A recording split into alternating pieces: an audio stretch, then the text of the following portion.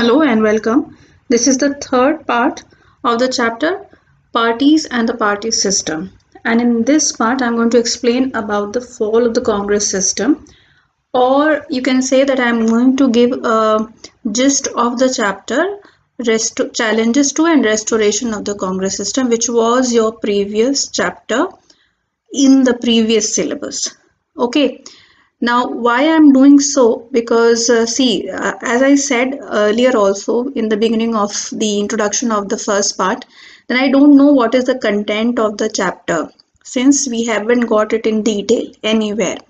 But I feel that unless and until you understand that what happened in the fourth elections in the 67 general elections of India, you cannot understand the midterm elections of 1971. You cannot understand that how Indira Gandhi rose to the peak of her power, and then what happened that compelled for emergency, that created a situation of emergency in the country in 1975. ठीक है, तो अगर आपको 75 की emergency समझनी है जो कि आपके सिलेबस में है, और वैसे भी पॉलिटिकल साइंस के किसी स्टूडेंट को अगर इस समय की हिस्ट्री का पता नहीं है कि क्या हुआ कैसे हुआ, तो फिर मेरे ख्याल से आप ये समझ ही नहीं पाएंगे कि इंडिया की पॉलिटिक्स आज ऐसी क्यों है, जब तक आप ये नहीं समझेंगे कि उस वक्त क्या हुआ था। इसलिए बहुत ज़रूरी है, वीडियो में नोट्स मैं उतने ही दे रही हूँ जितने आपके लिए सफिशिएंट होने चाहिए, in case this is actually the part which I think should be there, because you cannot skip this all together. Okay, so I have given the notes in very much short, but the explanation part would be longer. This video may stretch long. Okay, तो हो सकता है क्योंकि बहुत बड़ा portion मैं cover करने जा रही हूँ इस वीडियो में. So let's begin quickly. अब fall of the Congress system, fourth general elections 1967. तो 60s के डिकेड में 1967 तक क्या हुआ पहले ये समझिए. 1962 में कांग्रेस फिर पावर में आती है, सेंटर में भी स्टेट्स में भी, ये आप लोग देख चुके हैं. ओके, तो 3 इलेक्शंस में 52, 57 और 62 में Congress comes at the center with almost 3/4 of the majority, और स्टेट्स में भी कांग्रेस की गवर्नमेंट बनती है. 60s का डेकेड जो है वो इंडियन पॉलिटिकल हिस्ट्री का, जो आज़ादी के बाद की हिस्ट्री है, उसका सबसे डिफिकल्ट डेकेड माना जाता है. अब तक का सबसे मुश्किल कोई दशक अगर इंडियन पॉलिटिकल हिस्ट्री में रहा होगा नए भारत की इतिहास में, then it is the decade of 60s. Why so, ऐसा क्यों कहा जाता है? सबसे पहली चीज़ that we fought 2 wars during this decade. तो हमने 2 लड़ाइयाँ लड़ी, और एक थी 1962 में चाइना के अगेंस्ट जिसमें हम उतना अच्छा नहीं कर पाए, और दूसरी लड़ाई थी 1965 में पाकिस्तान के अगेंस्ट. तो Pakistan had attacked India in 1965. वो लड़ाई आप ये समझ लीजिए कि एक बराबरी की लेवल पे आके, जिसमें हम ये भी नहीं कह सकते कि इंडिया हारी, पर ये भी नहीं कह सकते कि इंडिया जीती. तो एक तरह से बराबरी का ही लॉस दोनों ही कंट्रीज को हुआ था. तो 2 wars we had fought, and that had drained the economy too much. The burden of 2 wars at interval of only 3 years, it's too much for any country to bear. And India being very poor and not so developed at that time, you can understand the strain that it caused to the Indian economy. Secondly, politically भी India एक तरह से समझिए कि एक बहुत ही turmoil वाला situation था. 1964 में we lost 2 prime minister during this decade. तो 1964 में जवाहरलाल नेहरू की डेथ होती है, और जवाहरलाल नेहरू की डेथ के बाद जो प्राइम मिनिस्टर बनते हैं इंडिया के, वो बनते हैं लाल बहादुर शास्त्री.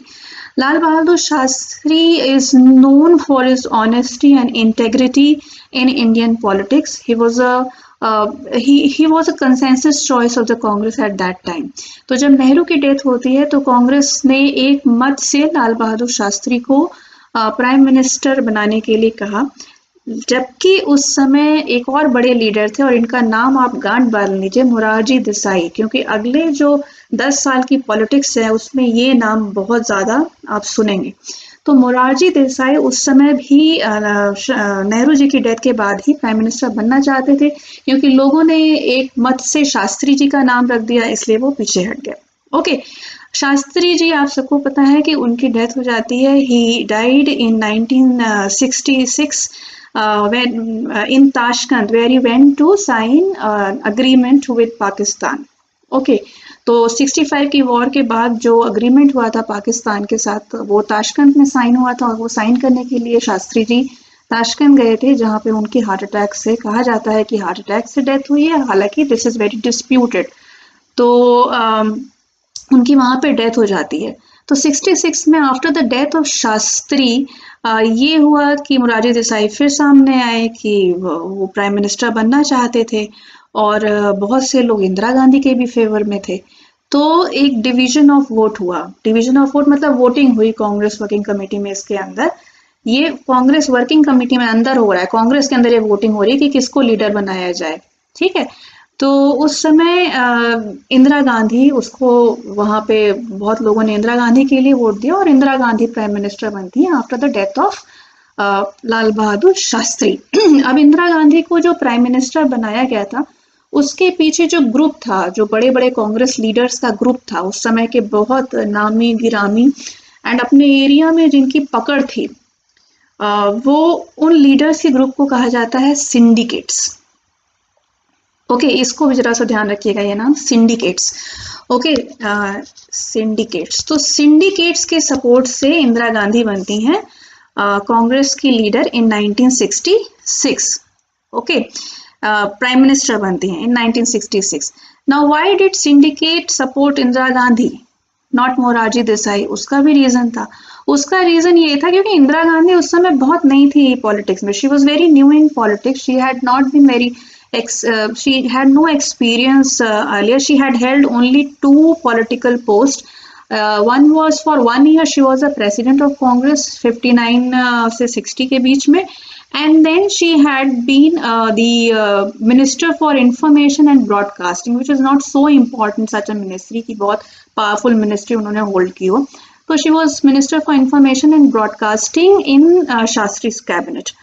So अब in comparison to Morarji Desai, her experience was definitely not so good. But with the support of the syndicates Indira Gandhi को support करते हैं, इसलिए कि अगर इंदिरा गांधी पावर में आती हैं, जिनको वो कमजोर समझ रहे हैं, इंदिरा गांधी को कमजोर बनाया समझ के उन्होंने प्राइम मिनिस्टर बनाया था, कि अगर एक कमजोर आदमी, एक कमजोर लेडी प्राइम मिनिस्टर बनती है, then we would be able to control her.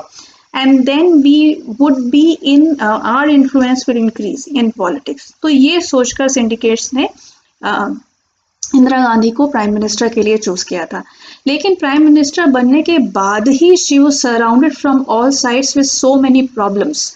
Okay, now these are the problems. ये है context of election. Indira Gandhi prime minister बन चुकी थी 1966 में after the death of Shastri, और उसके बाद ये है कॉन्टेक्स्ट इलेक्शन का। So the failure of monsoon.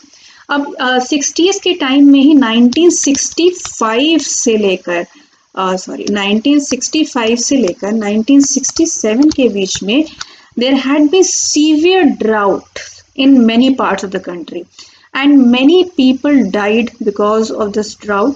Food crisis की सिचुएशन थी, फूड शॉर्टेज हो गई थी, जो अनाज थे उनके दाम आकाश को छू रहे थे, और बहुत ही बुरी कंडीशन थी कंट्री में। Okay, so failure of monsoon, drought, decline in agricultural production, serious food shortage in the country. और ये फूड शॉर्टेज मतलब अब तक की हिस्ट्री में बिहार का अकाल जो उस वक्त का है, वो सबसे भीषण अकाल माना जाता है इस हिस्ट्री का। 65 से 67 में बिहार में बहुत मौतें हुई भूख से, क्योंकि खाने को नहीं था। Okay, depletion of foreign exchange crisis भी हुआ इस समय। फॉरेन एक्सचेंज रिजर्व हमारा था वो ड्रॉप कर गया था। Drop in industrial production, exports. Okay, तो ये इकोनॉमिक फ्रंट पे from all the sides the government of Indira Gandhi was surrounded with problems. So the government decided to devalue the Indian rupee. Indian rupee का devaluation किया था, और हमेशा जब devaluation होता है तो it is not liked by the people. Prices of the commodities also went up. People started protesting against this, and the increase in the prices of essential commodities, food scarcity, growing unemployment, बेरोजगारी बहुत ज्यादा थी। आप समझ सकते हैं जब industrial production down है तो रोजगार कहाँ से मिलेंगे। ओके तो बेरोजगारी भी बहुत ज़्यादा थी, आपकी खेती जो है एग्रीकल्चर वो भी डाउन है, इंडस्ट्रियल प्रोडक्शन भी डाउन है, so from where you will get the jobs. बंद एंड हड़ताल, अब इसके लिए जब लोगों ने विरोध करना शुरू किया तो हर तरफ बंद, हर तरफ हड़ताल। गवर्नमेंट जो थी उसने इसको एक ऐसे सीरियस इकोनॉमिक क्राइसिस इस तरह से नहीं लिया, उन्होंने इसको एक लॉ एंड ऑर्डर प्रॉब्लम की तरह से लिया, और ये लॉ एंड ऑर्डर प्रॉब्लम की तरह से लेने की वजह से ये इसने और भी अग्रेशन लोगों में कॉज किया। और यही पीरियड था जो 60s का एंड का डिकेड आप देखिए, that was the decade of the rise of the Naxalite movement in India as well. Because जो पिछड़े इलाके थे वहां पे तो बहुत ही बुरी हालत हो गई थी, और उनको ये लगने लगा कि पॉलिटिक्स के थ्रू, पॉलिटिकल सिस्टम के through will not get any solution to the problems. So this led to communist socialist parties launching protest in greater equality. That was the Naxalite movement that has been talked about here. Okay now non, इसमें लोगों जो opposition parties थी उनको ये लगा कि अब हमारा चांस है, क्योंकि प्राइम मिनिस्टर जो हैं वो बड़ी इनएक्सपीरियंस हैं, उनको कोई पॉलिटिकल एक्सपीरियंस है नहीं, वो वीक हैं, सब तरफ से प्रॉब्लम्स है, कांग्रेस के अंदर ही सिंडिकेट्स जो हैं वो प्राइम मिनिस्टर को दबाना चाह रहे हैं, तो अंदर भी उतनी अच्छी सिचुएशन नहीं है, तो चलिए अब बहुत अच्छा मौका है। सो जितनी भी ऑपोजिशन पार्टीज थी they came together and they devised one formula of non Congressism, जितनी भी नॉन कांग्रेस पार्टीज थी they came together under one umbrella and they decided to fight against Congress. And how? By sharing of the vote or sharing of the seats. तो seat के जो electoral adjustment हुए, जिसमें कि उन्होंने, देखिए मैंने प्रीवियस स्लाइड में आपको समझाया कि एफपीटीपी सिस्टम में पार्टी के जीतने का ये बहुत बड़ा कारण होता है कि जो अपोजिशन है वो डिवाइडेड है, तो अपोजिशन अगर साथ में आ जाएगा तो बहुत ज़्यादा चांसेस हैं कि कांग्रेस जो विनिंग पार्टी है उसको हराया जा सकता है। And this term non Congressism was coined by Ram Manohar Lohia very much as one marker. तो राम मनोहर लोहिया जी ने ये टर्म कॉइन किया था। राम मनोहर लोहिया जी के बारे में we have to study in the next chapter, then I will explain about him in detail. Now the results of this, अब इस कॉन्टेक्स्ट में इलेक्शन हुए 1967 के in the Lok Sabha and for the assembly also.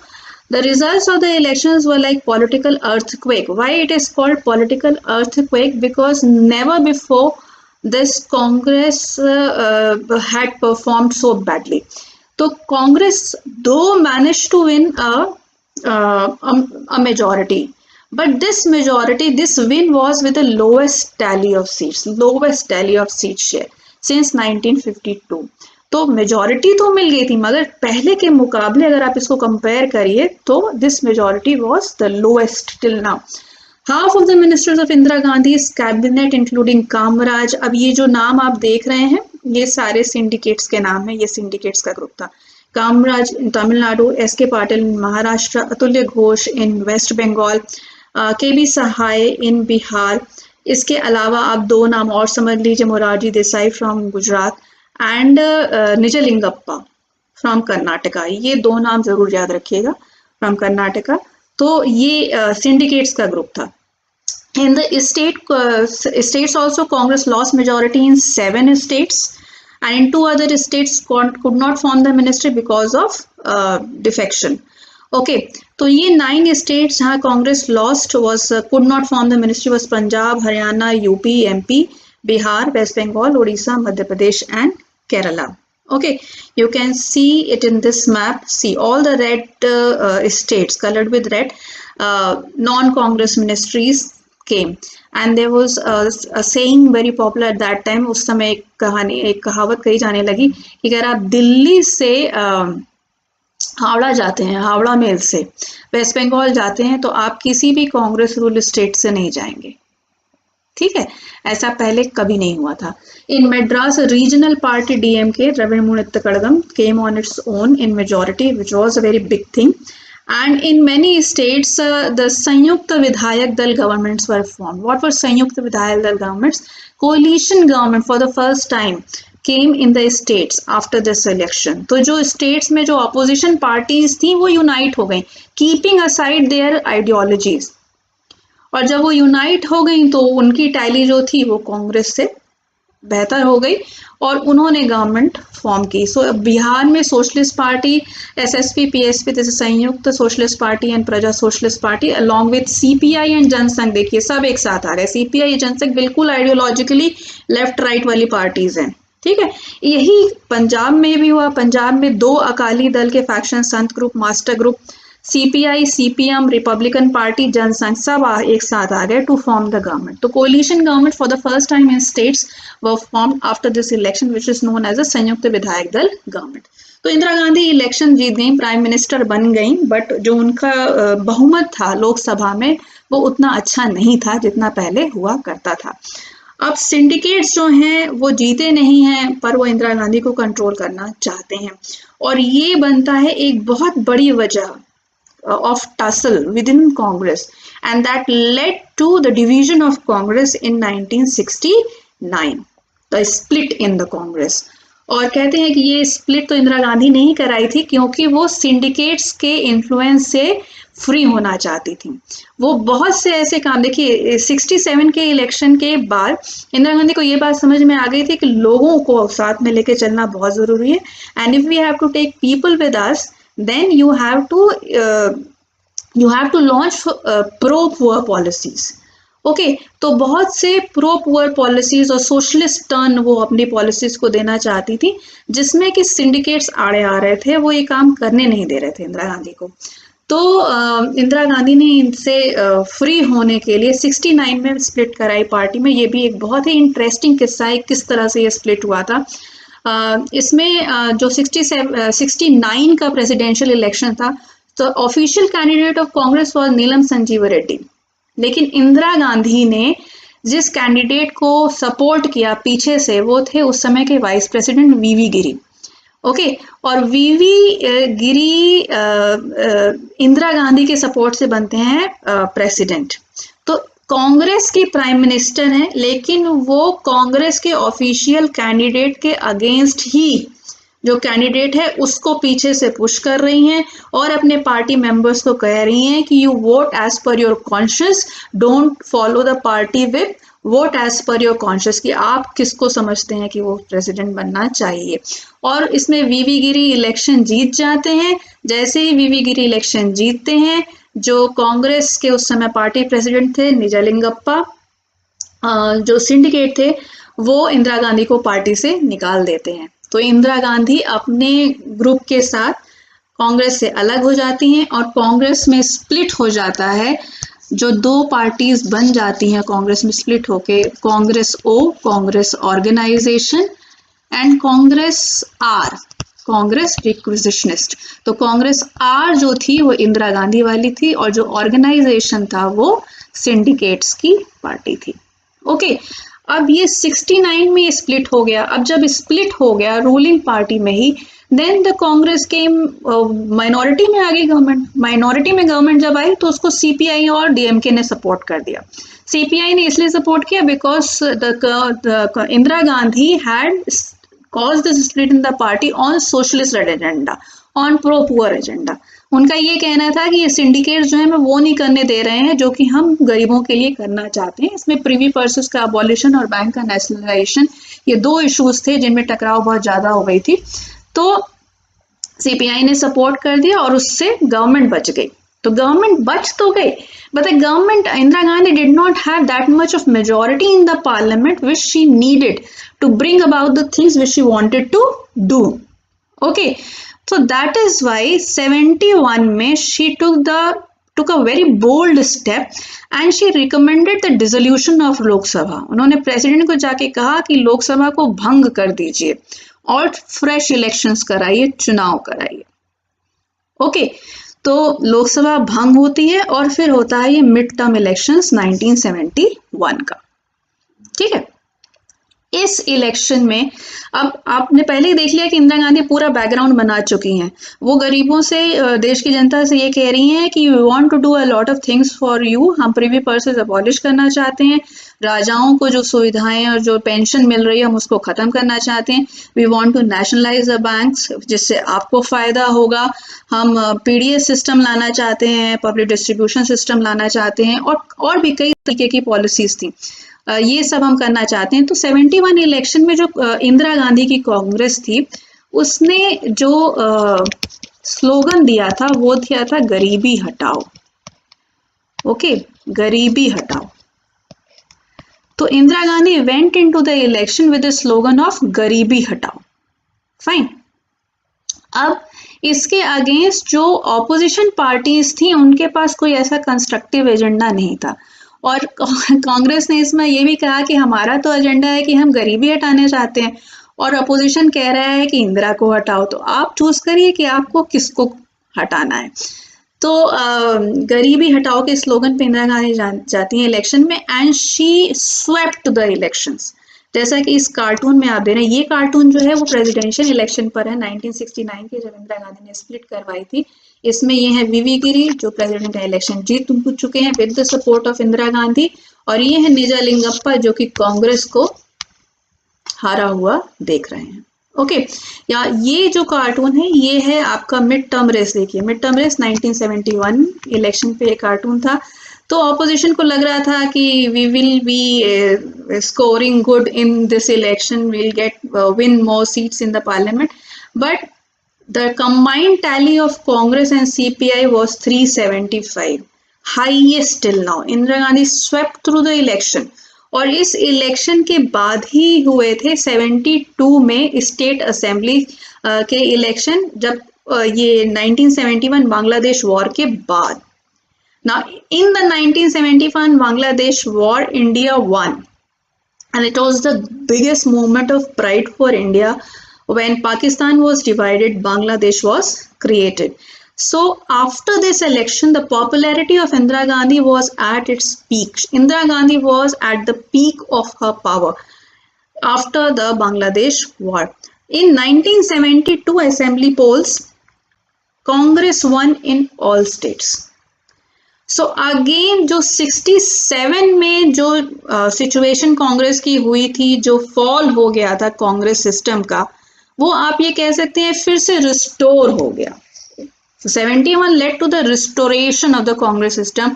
Again, the Congress government was at the center with a very strong majority and in all the states. Okay, but the thing is that this restoration of the Congress was not as same as that before. मतलब कांग्रेस का जो चेहरा था वही पूरा बदल गया था, इसलिए इसको कहा जाता है कि ये रिस्टोरेशन नहीं था, ये रिक्रिएशन था, रीइन्वेंशन ऑफ द कांग्रेस था। अब की ये जो कांग्रेस थी ये डिवाइडेड कांग्रेस थी। अब की ये जो कांग्रेस थी उसमें केवल एक ही लीडर इंपॉर्टेंट था, and that was Indira Gandhi. In contrast to the previous Congress where there was a multitude of leaders, इतने ज़्यादा बड़े बड़े चेहरे कांग्रेस में हुआ करते थे, अब जिसकी बात सुनी जा रही थी वो सिर्फ इंदिरा गांधी। पहले की कांग्रेस में कॉन्फ्लिक्ट्स जो होते थे वो एब्जॉर्ब किए जाते थे, कॉन्फ्लिक्ट्स जो है थे वो रिजॉल्व किए जाते थे। अब की कांग्रेस में ऐसा कुछ भी नहीं था। अब की कांग्रेस में जो बात जिसकी सुनी जानी है वो इंदिरा गांधी है। अगर आप उनकी बात नहीं सुनेंगे तो आप बाहर का रास्ता देखिए। ओके, तो ये कांग्रेस वो कांग्रेस नहीं थी। फाइन। तो 71 में Indira Gandhi wins, comes to power. In 72 she between 71, 72, 73 multitude of constitutional amendments were carried out, और ये एक पीरियड था जिसमें इंदिरा गांधी ने धुआंधार चेंजेस किए कॉन्स्टिट्यूशन में, और वो सारी चीजें की जो वो करना चाहती थी। बैंकों का नेशनलाइजेशन हुआ, privy purses were abolish. Privy purses, okay, now privy purse था क्या? प्रीवी पर्स था कि जो रूलर्स इंडिया में शामिल हुए थे, प्रिंसली स्टेट्स के रूलर्स, उनको एक एनुअल पेंशन दी जाती थी। ओके, तो उन्होंने अपना स्टेट दिया था गवर्नमेंट को, तो गवर्नमेंट उनके लिए कि आपका जो थर्ड पार्ट है राजसी वो आप मेंटेन कर सकें, आप अपने स्टाफ को सैलरीज दे सकें, आप अपने स्टेट का मेंटेनेंस कर सकें। तो ये सब के लिए उनको कुछ सुविधाएं दी गई थी। उनमें से एक ये थी कि सालाना पेंशन उनको एक दी जाती थी, जिसको प्रिवी पर्सेस कहा जाता है। Indira Gandhi said that this is against the principle of equality and a poor country like India can not afford such things. So हम गरीबों से लेकर और आपको दें, तो ये तो ठीक नहीं है, और that's why she wanted to abolish privy purses. तो ये भी उन्होंने कॉन्स्टिट्यूशन में राइट टू प्रॉपर्टी आड़े आ रहा था, तो उन्होंने कॉन्स्टिट्यूशन में फिर चेंज करवाए, उसमें पूरा एक टसल चला था, which I will be explaining in when I will be talking about emergency in the next chapter. So ये सारी चीजें, so 73 तक Indira Gandhi was at the peak of her power. Then suddenly a lot of things started, and then the situation come when emergency was imposed in India. Okay, see, now during this all this discussion, I am trying to be as neutral as I can, as I've already said, and as a teacher of political science should be. I am here to give you what happened. Whether it was right, whether it was wrong, that is your perception. Okay, so that is your understanding, that is your perception. Fine. So please study it with that mindset, and मैं कोशिश ये करूंगी मैं जितना neutral हो सकती हूँ मैं उतना न्यूट्रल हूँ, ठीक है, क्योंकि इस समय ये सारी बातें बहुत ज़्यादा होती हैं कि आप कांग्रेस वाली बात कर रही हैं या आप इनकी बात कर रही हैं, उनकी वाली बात कर रही हैं, किसी की बात नहीं, जो पॉलिटिक्स में हुआ वो मुझे आपको बताना है। Okay, so that's it for this. I would suggest you take a reading of the chapter Challenges to and Restoration of the Congress System.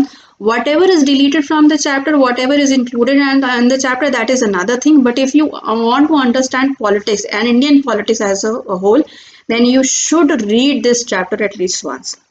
इसको पढ़िए, समझिए, और नहीं समझ में आए तो ये वीडियो बार बार रिपीट करके देखिए, जो चीज़ें फिर भी नहीं क्लियर होती हैं, then you can ask me. Okay, thank you for watching, and keep studying, keep going. Have a nice day. Bye bye.